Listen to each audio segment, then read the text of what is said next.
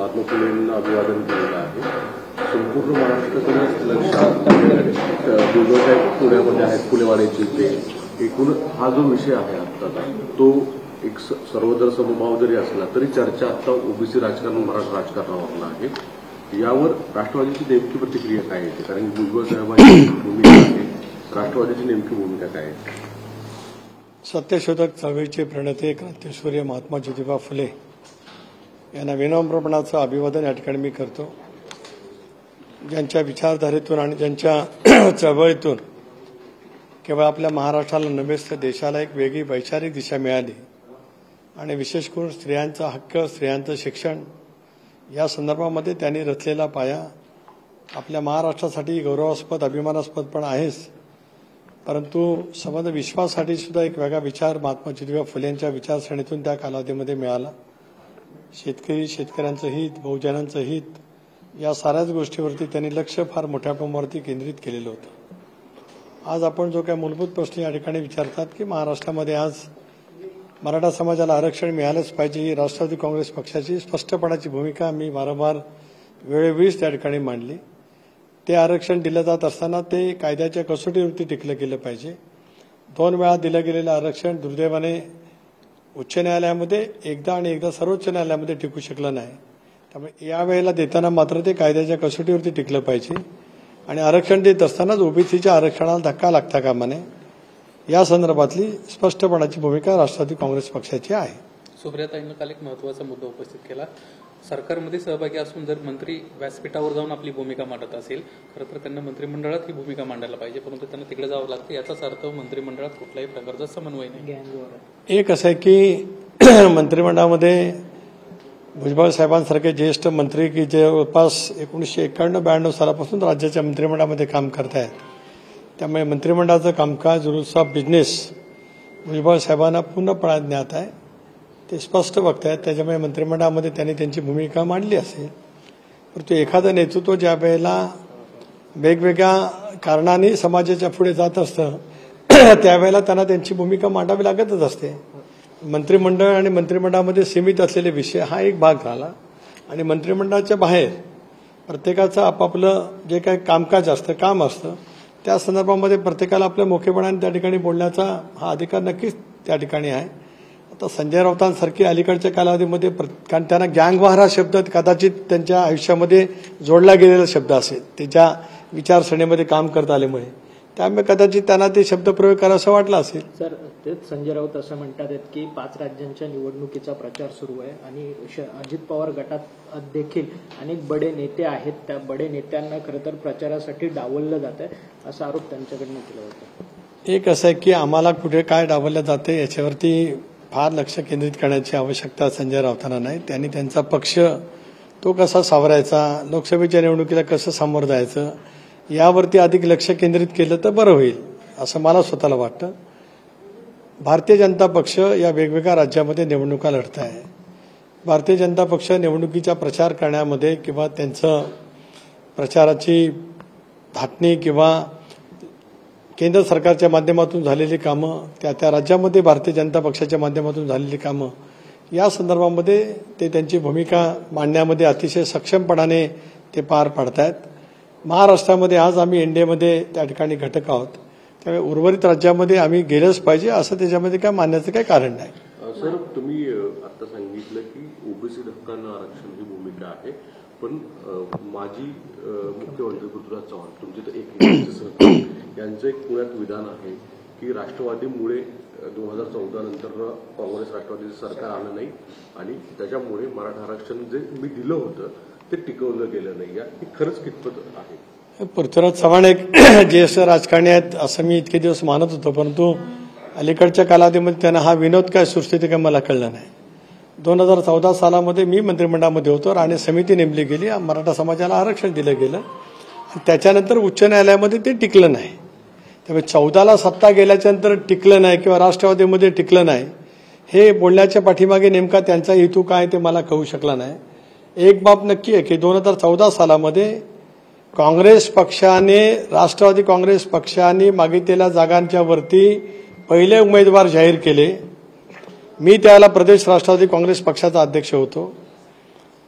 आमच्याकडून आम्हाला गाफील ठेवून कुठल्या जागा आम्हाला पाहिजेत त्याची माहिती काढून घेतली आणि आत्तापर्यंतचा प्रघात आहे की ज्यावेळेला निवडणूक पूर्व दोन प्रमुख राजकीय पक्षांची युती किंवा आघाडी होत असते त्यावेळेला ती जाहीर झाल्याच्यानंतरच उमेदवार घोषित करत असतात.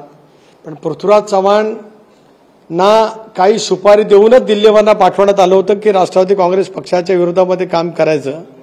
त्याच्यामुळे निवडणूक पूर्व युती त्यावेळेला होऊ शकली नाही. काँग्रेसकडनं ते जाहीर झालं आणि मग राष्ट्रवादी काँग्रेस पक्षाचा प्रदेशाध्यक्ष म्हणून मी असेल, आदरणीय प्रफुल्लभाई असतील, त्यावेळेचे उपमुख्यमंत्री अजितदादा, आम्ही राजभवनावरती जाऊन आम्ही त्यावेळेला कारण निवडणुका जर का आम्ही सोबत लढणार नसू अर्ज भरण्याची प्रक्रिया सुरू झालेली होती. त्याच्यामुळे मग सत्तेला चिकटून राहण्यामध्ये कुठलाही अर्थ नव्हता. म्हणूनच त्यावेळेला सरकारमधून बाहेर पडण्याचा आम्ही निर्णय कॉन्शियसली आणि शीर्षस्थ नेतृत्वाशी चर्चा करून आम्ही त्यावेळेला घेतलेला होता. दादा, हेच पृथ्वीराज चव्हाण असे म्हणतात की खरं तर राज्य सहकारी बँकेच्या संदर्भात मी काही कडक निर्णय घेतले गेल्यामुळे 2014 सालचं आमचं सरकार आहे ते राष्ट्रवादीने पाडलं, असं पृथ्वीराज चव्हाण. असं आहे की पृथ्वीराज चव्हाणांच्या सरकारमध्ये सुद्धा सहकार मंत्री हर्षवर्धन पाटील होते. काँग्रेसही सहकाराच्या वरती अवलंबून मोठ्या प्रमाणावरती आहे. मी मगाशी या ठिकाणी सांगितलं की ज्या हेतूने पृथ्वीराज चव्हाण राज्यामध्ये आले, जी काय आघाडीच्या सरकारची लय बिघडली, स्वर्गीय विलासराव देशमुख, मी सांगितलं की आत्तापर्यंतच्या कोएलिशन गव्हर्नमेंटचे सर्वोत्तम मुख्यमंत्री म्हणून विलासरावांच्याकडे मी अतिशय आदराने पाहतो. आदरणीय सुशीलकुमार शिंदे साहेब सुद्धा कोएलिशन गव्हर्नमेंटचे मुख्यमंत्री कसे असावेत त्याचाही आदर्श त्यांनी दिला. अशोकराव चव्हाणांनी सुद्धा उत्तम काम केलं. पृथ्वीराज चव्हाण राष्ट्रवादी काँग्रेस पक्षाला सतत पाण्यामध्ये बघतच त्यांचा कारभार त्या ठिकाणी करत आलेले होते. त्याचा परिणाम राष्ट्रवादी काँग्रेस पक्षापेक्षा काँग्रेसला भोगावा लागला. आज काँग्रेस राज्यामध्ये 4थ्या क्रमांकावरती जी गेली त्याला कारण कोण असेल तर ते पृथ्वीराज चव्हाण आहेत. जस्टिस शिंदेची समिती जी आहे ती आता बरखास्त करावी अशी मागणी छगन भुजबळांनी केली आहे. मराठवाड्याचं त्यांना काम दिलं होतं ते पण निजामशाही नोंदी तपासण्यासाठी, मात्र त्यांना राज्यभरात केलं आणि नुकतंच सध्या जे काही दाखले समोर येतात त्याच्यामध्ये खोटी प्रमाणपत्र जास्त प्रमाणात दिली जात आहेत, पुरावे दिले जातात. त्यामुळे ती समिती बरखास्त करावी. यासोबतच जे पुरावे दिलेले आहेत आणि प्रमाणपत्र वाटप केलेले आहेत ते देखील रद्द करावेत अशा पद्धतीची भुजबळांची मागणी. पक्षाची काय भूमिका आहे? एक असं आहे की भुजबळ साहेब वरिष्ठ मंत्री आहेत. मंत्रिमंडळाच्या बैठकीमध्ये या विषयावरती ते चर्चा त्या ठिकाणी करतील. समिती नेमण्याचा निर्णय मंत्रिमंडळाने घेतलेला आहे. त्या मंत्रिमंडळाचा निर्णय आणि मंत्रिमंडळाच्या निर्णयासंदर्भात मी कुठलीही भाष्य या ठिकाणी करणार नाही. तुम्ही आता दादांची भेट घेतली मंत्रालयात जाऊन. खरं तर अवकाळी पावसामुळे राज्यातील शेतकऱ्यांचं अतोनात नुकसान झालेलं आहे. अर्थमंत्री म्हणून दादांसोबत तुम्ही काही चर्चा केली काय या सगळ्या अवकाळी? दादांजवळ वेगवेगळ्या विषयावरती चर्चा झाली. एक प्रामुख्याने चर्चा आपण म्हणताय ती खरं आहे की गेले 2-3 दिवस आणि हवामान खात्याने भाकीत केल्याप्रमाणे उद्याचे परवाचे 2-3 दिवस हे अवकाळी पावसाची चिन्ह महाराष्ट्रामध्ये आहेत. अशा वेळेला विशेष करून उत्तर महाराष्ट्र असेल, विदर्भ असेल, मराठवाडा आहे, कोकणामध्ये सुद्धा असेल, पश्चिम महाराष्ट्र असेल, या ठिकाणी रब्बी पिकाचं फार मोठ्या प्रमाणावरती नुकसान झालेलं आहे. त्यामुळे त्या संदर्भामध्ये राज्य सरकारने ताबडतोब पावलं उचलायला पाहिजेत अशी दादांकडे मी त्या ठिकाणी विनंती केली.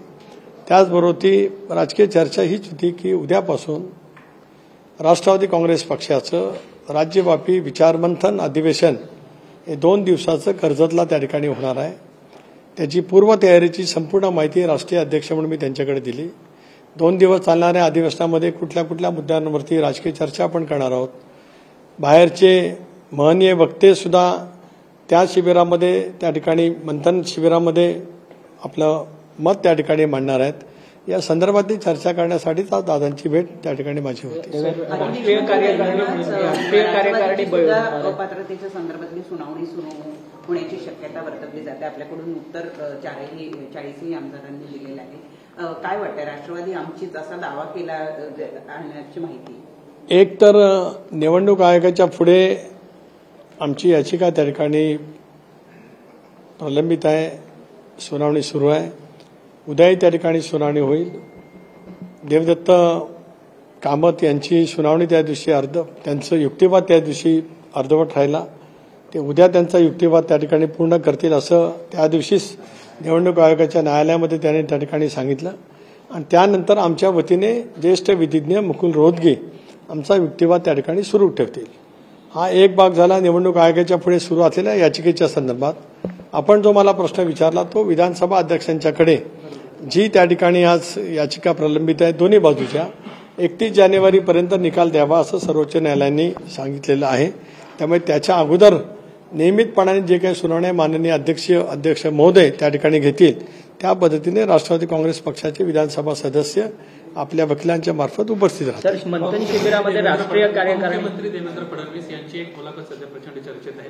लोकसभेच्या 26 जागा भाजप लढणार तर उर्वरित ज्या 22 जागा आहेत त्या शिंदे गट आणि राष्ट्रवादीच्या संदर्भामध्ये चर्चा आहे अशा पद्धतीची माहिती. पण शिंदे गट म्हणते की 9 जागा एवढ्या जागा आम्ही राष्ट्रवादीला सोडू शकत नाही, अशा काही नेत्यांनी विरोध केलाय 9 जागा सोडण्यात.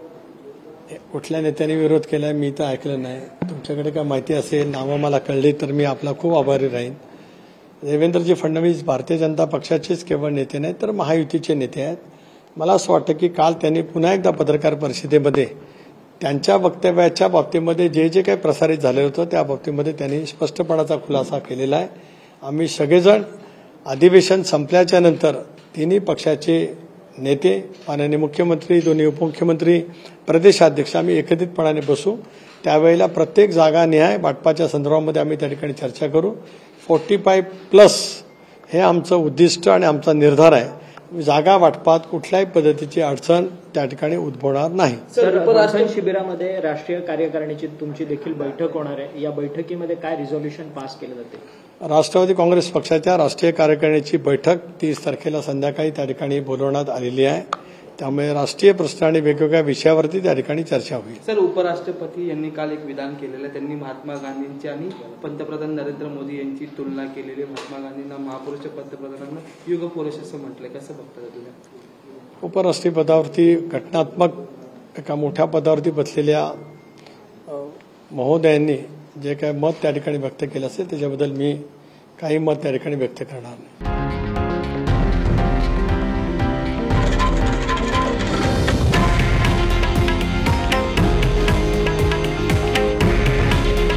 हे आहे देशातील नंबर 1 न्यूज नेटवर्क आणि आपण पाहत आहात TV9 मराठी. काळजी तुमची, हित महाराष्ट्राचं.